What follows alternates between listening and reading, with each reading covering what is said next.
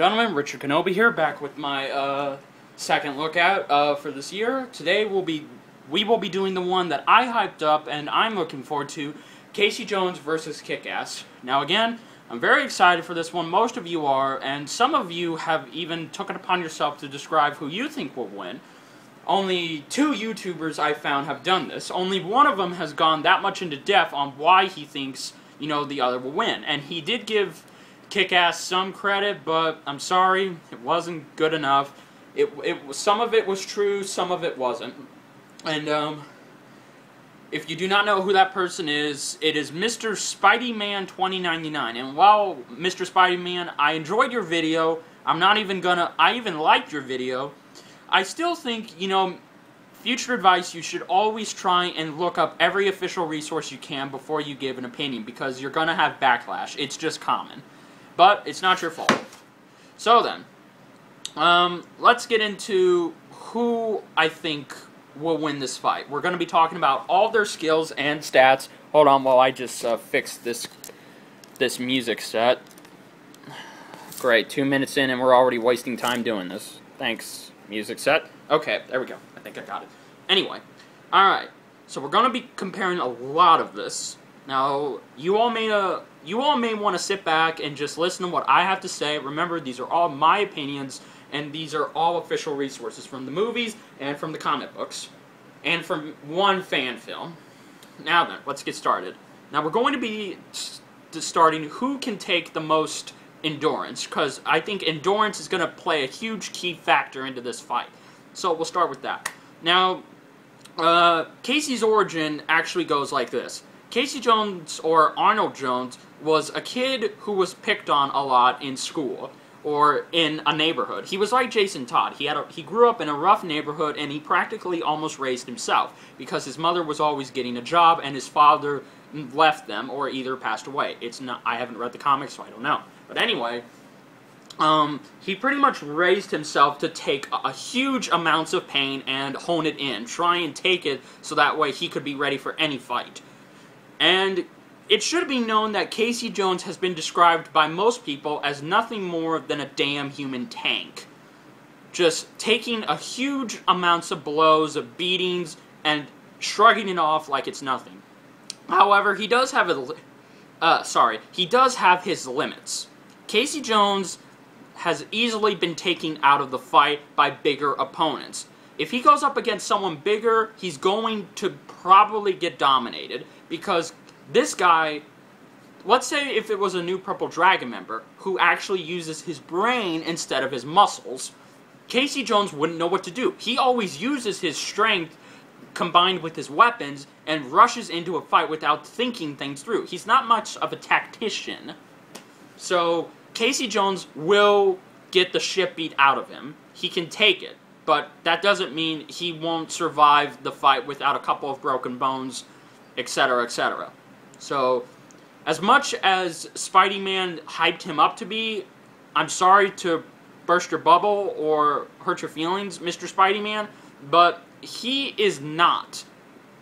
He is not indestructible, despite what everyone thinks, and that's fine. It's a possible misconception. It's not your fault, 2099. It's not no one's fault. These things just happen. However, Casey Jones can take a beating.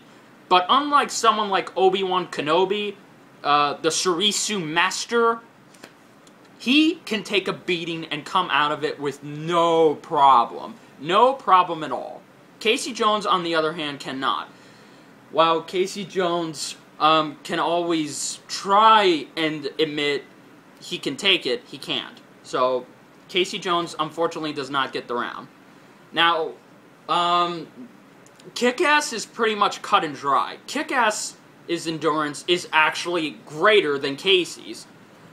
On Kick-Ass's first patrol mission, when he first donned the wetsuit, he officially got stabbed, lost amounts of blood, and hit by a car.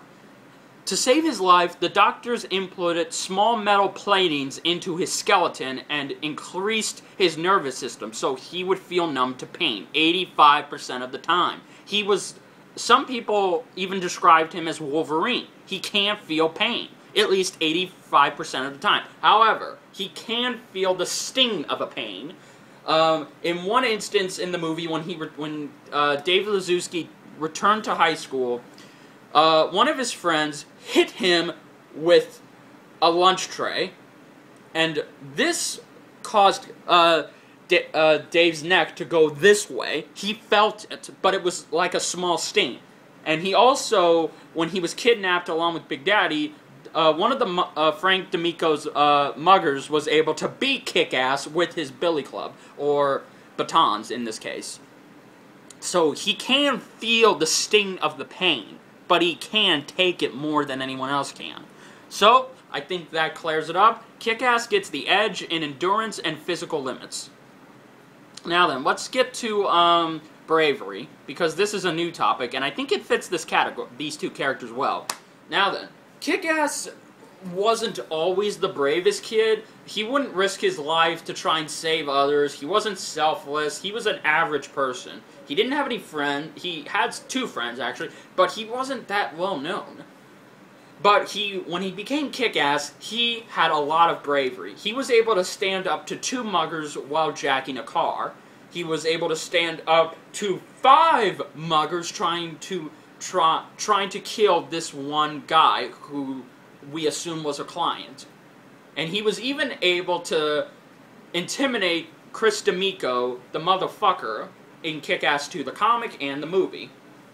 Also, he was able to try and back up this bravery, but not to the extent that Casey Jones is known for. Now, Casey Jones, on the other hand, Casey Jones is a different story.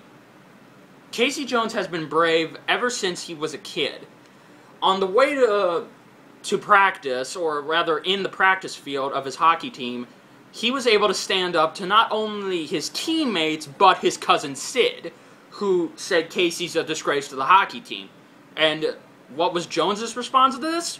He whacked him in the face with the with the hockey stick. I'm sorry, guys, my mind's blown right now. So yes, Casey Jones probably has more bravery and courage than any other human can. He's been able to just throw himself out there without anyone wanting him to. He'll always do what's right, even if his intentions aren't always the right way. But he is brave enough to try and stand up to anybody. Hell, he's been known to stand up to the Shredder and various other ninjas, muggers, thugs, crane bots, you name it. So yes, Casey Jones gets the edge in bravery and courage. Now then, let's compare their intelligence. Now this one, I think you already know where this is going. Casey Jones, as much as he is a brave and well-respected guy who will always do things right to protect his neighborhood, he is not the smartest guy. He's sort of like a blockhead most of the time. He's not stupid, but he doesn't always think things through. To revert back to my comment earlier, he's not a tactician when it comes to combat. In fact, he always rushes in and doesn't think things through. Sort of like Jason Todd, but not as smart as that. Because at least with Jason Todd would always be able to fake out his opponents. Casey Jones, he is too predictable. And also, Casey Jones is not that smart when it comes to high-tech machines. He was able to fix the engine of a car along with Donatello speaking 100% techno-babble, but that's just it.